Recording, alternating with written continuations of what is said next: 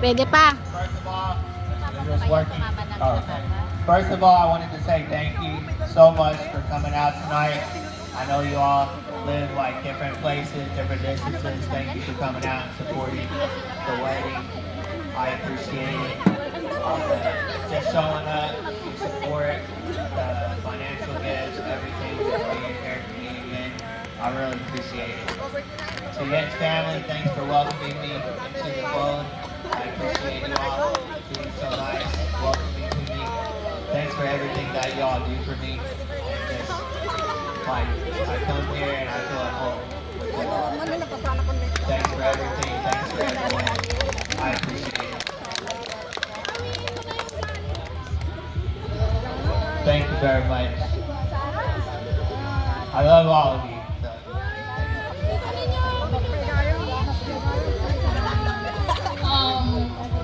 Hindi na po alam kung ano ang sasabihin ko.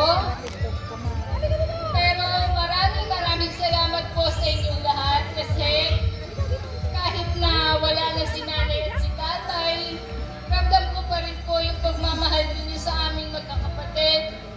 Kayo na po sa akin. Hindi ko po in-expect na magkakaroon pa ako ng ganitong kasal, na makakatagpo pa ako ng lalaking magmamahal sa akin. At thanks talaga kay God kasi binigyan niya ako ng magmamahal sa akin. At bago nawala si nanay at si tatay, nasa timing ko lahat ng nangyari. Yung pagkakaroon namin, I know that it's all God's plan and worth the wait for everything, for the one who will love me, who will be at my side forever. And maraming salamat po sa inyong lahat. Ramdam ko po yung pagmamahal ninyo sa amin.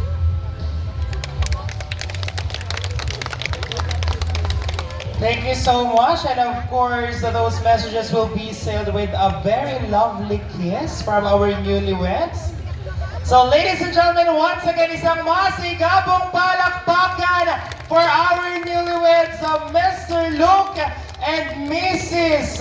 Yen Newton. Ayan, once again, isang masigabong palakpakan po. Maraming salamat po sa lahat. Katulad ng sinabi ni Ma'am Yen, hindi niya in-expect na darating siya sa punto ng buhay na ikakasal pa siya at makakatagpo ng lalaking mapapangasawa niya at magmamahal sa kanya. Hindi lang basta Pilipino dahil binigyan pa siya ng AFAM or ng foreigner coming from Kentucky. Kaya palakpakan natin si Ma'am Yen dahil itinayo na naman niya ang bandera ng Pilipinas sa ibang bansa. Ayan, isang Pilipina naman po ang nagwagi.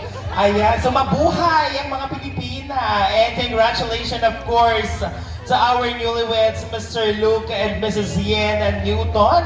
So sabay-sabay po ang lahat and count of 3, mabuhay ang bagong kasal. In 1, 2, 3!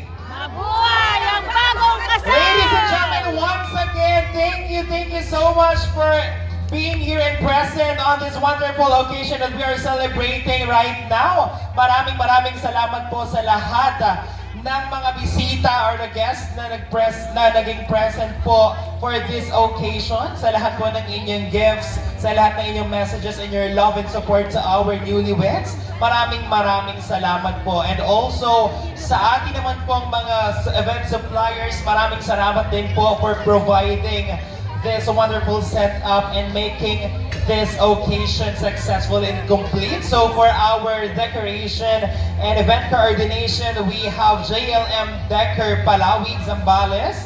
And for our lights and sound needs, we have MPC Cristobal.